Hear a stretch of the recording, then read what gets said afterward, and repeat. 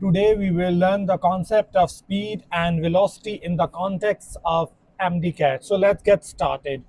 सबसे पहले स्टूडेंट हम देखते हैं कि स्पीड हमारे पास क्या होती है। तो स्पीड हमारे पास होती है distance covered by body per unit time. और स्पीड क्योंकि distance divided by unit time है तो स्टूडेंट स्पीड एक स्केलर फिजिकल क्वांटिटी है। अब स्पीड का फार्मूला क्या हो जाएगा? स्पीड का फार्मूला हो जाएगा डिस्टेंस डिवाइडेड बाय टाइम। इसी तरह जो मैग्नीट्यूड ऑफ वेलोसिटी होती है वो इक्वल होती है स्पीड के। यूनिट ऑफ स्पीड जो है वो हमारे पास मीटर पर सेकंड है। फिर स्टूडेंट वेलोसिटी क्या होगी? वेलोसिटी होगी बेसिकली जब हमने rate of change of displacement लेना है या change in displacement per unit time लेना है, इसको हम बोलते हैं वेलोसिटी। तो यहाँ पे आपने बेसिक कॉन्सेप्ट समझना है। Velocity is the time rate of change of displacement. Velocity एक वेक्टर फिजिकल क्वांटिटी और इसका फार्मूला क्या हो जाएगा? Displacement divided by time.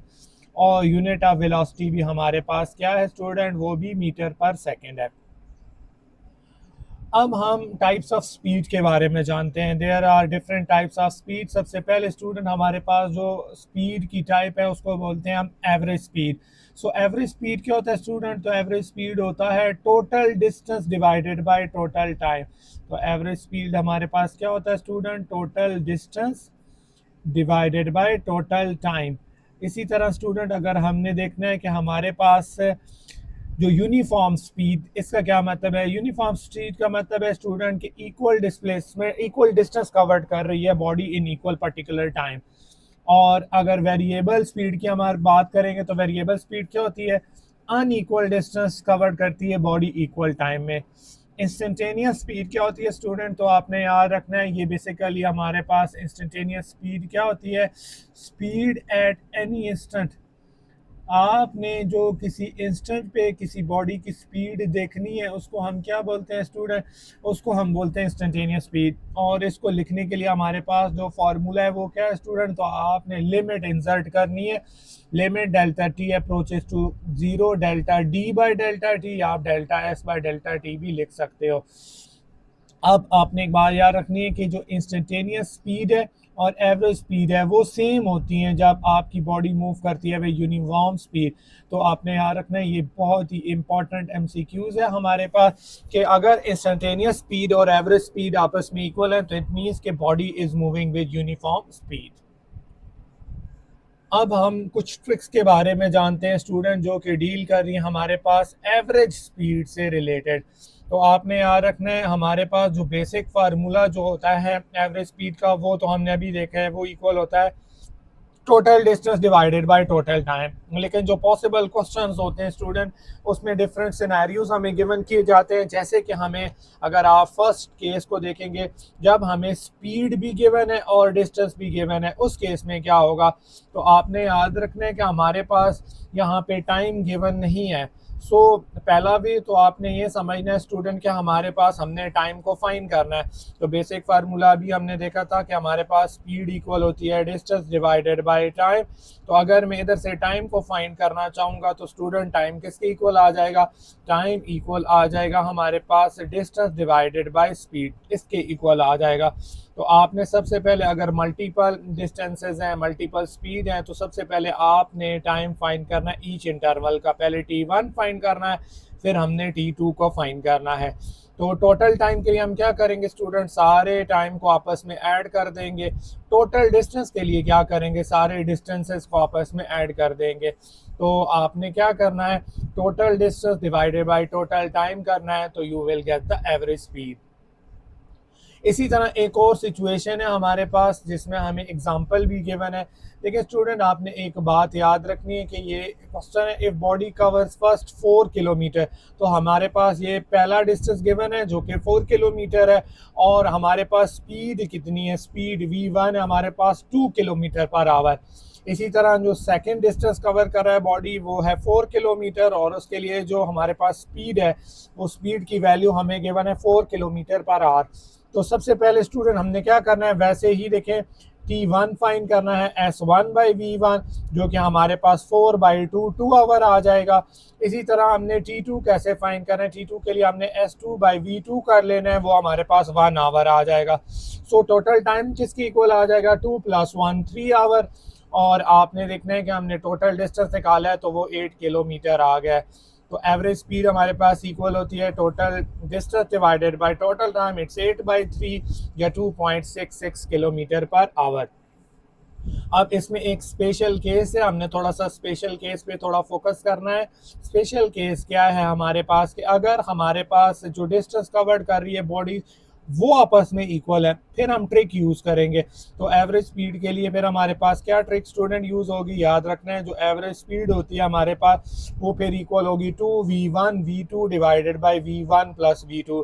जैसे कि अगर आप देखें इस केस में पहला डिस्टेंस भी 4 किलोमीटर है दूसरा, तो यहाँ हम ट्रिक से भी ये सॉल्व कर सकते हैं। ये क्वेश्चन देखें कैसे। तो हमारे पास फार्मूला है 2v1v2 divided by v1 + v2 ना। तो अब देखिए हमारे पास v1 किसके इक्वल है, तो वो हमारे पास इक्वल है हमारे पास 2 किलोमीटर पर आवर। v2 जो है वो हमारे पास है 4 किलोमीटर पर आवर। इसी तरह देखिए v1 + v2 हमने करना है, तो 2 प्लस हमारे पास आ जाएगा 4। तो ये क्या आ जाएगा, 2 2s are 4 4 4s are 16 16/6 आपने कैंसल आउट करना है स्टूडेंट। तो हमने 2 पे कैंसल आउट हो सकता है हमारे पास। तो ये देखें ये क्या बन रहा है, ये तो वही बन रहा है 8/3। तो याद रखना है कि हमारे पास जब डिस्टेंसेस आपस में इक्वल होते हैं तो फिर हम इसको ट्रिक से भी सॉल्व कर सकते हैं, फिर हमें एक प्रॉपर मेथड की ज़रूरत नहीं है, हमारा टाइम सेव हो जाएगा। अब हमने एक और केस है, देखें स्टूडेंट, जब हमें हमारे पास स्पीड और टाइम गिवन है, डिस्टेंस गिवन नहीं है। अगेन आपने याद रखना है स्टूडेंट, पहला वे तो ये है कि हमने इससे क्या फाइंड करना है, हमने फाइंड करना है डिस्टेंस। अब डिस्टेंस कैसे फाइंड होगा, तो हमने डिस्टेंस का फार्मूला देखा था, S इक्वल होता है VT। तो अगर आपने S1 फाइंड करना है तो it will be equal to V1 T1। S2 क्या हो जाएगा, तो आपने याद रखना है कि हमारे पास S1 आ जाएगा V1 T1, इसी तरह हमारे पास S2 आ जाएगा V2 T2। लेकिन अगर आपके पास जो टाइम कवर है स्टूडेंट, वो आपने जैसे यहाँ पे हमारे पास फिर हमने क्या करना है, total distance divided by total time. लेकिन यहाँ पे आपने एक बात भी समझनी है स्टूडेंट कि अगर हमारे पास टाइम इंटरवल आपस में इक्वल होगा, जैसे कि T1 इक्वल टू T2 है, तो फिर हम ट्रिक भी यूज़ करेंगे। और ट्रिक क्या यूज़ करेंगे एवरेज स्पीड के लिए, फिर हमने सारी स्पीड जितनी भी हमारे पास है उनको ऐड करना है और टोटल नंबर पे डिवाइड कर देना है। एक एग्जांपल से समझते हैं। देखें, अब body covers a distance of 4 kilometre per hour for 2 hours, यानी कि हमारे पास देखें सबसे पहले हमें V1 गिवन है और ये T1 गिवन है। मेंटेन्स अ स्पीड, ये हमारे पास V2 है और यहाँ पे ये T2 हमें गिवन है। तो हमने क्या करना है स्टूडेंट, वही वाला कॉन्सेप्ट यूज़ किया है, V1 T1 + V2 T2 divided by T1 + T2। तो 4 × 2 + 16 × 4, 4 × 2 8 होता है, जबकि 16 × 4 64 होता है, 2 + 4 6। तो ये देखें 72/6 12 किलोमीटर पर आ रहा है। यहाँ पे आप समझे स्टूडेंट कि हमने ट्रिक यूज़ नहीं हो सकती है क्योंकि टाइम इंटरवल आपस में इक्वल नहीं है। ये वाली ट्रिक सिर्फ तभी यूज़ होगी V1 + V2 + V3 up to Vn divided by n, जब आपने याद रखना है टाइम इंटरवल आपस में इक्वल होंगे। अब देखिए स्टूडेंट, हमारे पास लास्ट केस है और बहुत ही सिंपल सा केस है कि हमारे पास जिसमें डिस्टेंस और टाइम गिवन है। तो हमने क्या करना है, बहुत सिंपल सा कॉन्सेप्ट यूज़ करना है, और वो क्या है कि आपने सम ऑफ डिस्टेंस करना है divided by sum of time, यानी total distance divided by total time. और यार ने अगर स्पीड गिवन होती है, मैंने आपको ऑलरेडी बताया था कि और डिस्टेंसेस आपस में इक्वल हैं, तो फिर आपने ट्रिक का सहारा लेना है। इसी तरह स्टूडेंट, अगर दो डिस्टेंस जो होते हैं वो अगर डिफरेंट स्पीड के साथ है लेकिन डायरेक्शन परपेंडिकुलर है, वेरी इंपॉर्टेंट फार्मूला है, ये बहुत ज़्यादा MCQs में यूज़ होता है।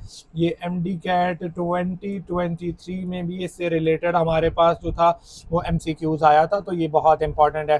तो फिर आपने क्या करना है, अगर आपस में स्पीड परपेंडिकुलर हैं तो हमारे पास फार्मूला क्या हो जाएगा, √V1² + V2 का स्क्वायर। और अगर एक्सेलरेशन फाइंड करना है इन सच केसेस, तो फिर आपने फाइंड करने के लिए √V1² + V2² divided by time कर देना है। अब देखें एक हमारे पास MCQs है स्टूडेंट, अब body covers 1/2 of the distance with 2 metre. यहाँ पे आपको V1 गिवन है और V1 का हमें वैल्यू है 2 मीटर पर सेकेंड और हमारे पास V2 है उसकी वैल्यू है 4 मीटर पर सेकेंड। लेकिन यहाँ आपने एक बात नोट की, 1/2 डिस्टेंस, इसका मतलब है यहाँ तो डिस्टेंस आपस में इक्वल है।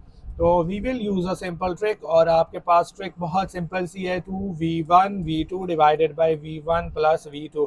तो सबसे पहले देखें स्टूडेंट, हमारे पास 2 मल्टीप्लाई बाई 2 मल्टीप्लाई बाई 4 और आपने नीचे क्या करना है, फर्स्ट P2 है, 2 प्लस 4 आ जाएगा, तो ये हमारे पास 4 इंटू 16, तो 16/6 आ जाएगा, 16 डिवाइडेड बाई 6। तो ये वही वाला बेसिकली MCQ है, थोड़ी इसमें वैल्यूज चेंज है। तो आपने याद रखना है स्टूडेंट कि हमारे पास तो 16 डिवाइडेड बाई 6 जब हमने करना है तो ये कैंसिल आउट होकर हमारे पास 8/3 मीटर पर सेकेंड बन जाएगा। इससे पहले वाला जो MCQ स्टूडेंट था वो सिर्फ उसमें डिफरेंस क्या था, तो आपने समझा उसमें डिफरेंस सिर्फ इतना सा था कि वो वैल्यूज किलोमीटर पर आवर में गिवन थी। तो मेरे पास करेक्ट आंसर क्या आता है, 8/3 मीटर पर सेकेंड। अब स्टूडेंट टाइप्स ऑफ वेलोसिटीज की अगर हम बात करें तो टाइप्स ऑफ वेलोसिटी में देखें, एवरेज वेलोसिटी क्या होती है, एवरेज वेलोसिटी होती है total displacement cover divided by total time. इसी तरह देखिए यूनिफॉर्म वेलोसिटी का मतलब है equal displacement in equal time, variable का मतलब है unequal displacement in equal time. Instantaneous याद रखना है स्टूडेंट, इंस्टेंटेनियस अगर आपने वेलोसिटी फाइंड करनी है तो ये वेलोसिटी क्या होती है, वेलोसिटी होती है एट एनी इंस्टेंट।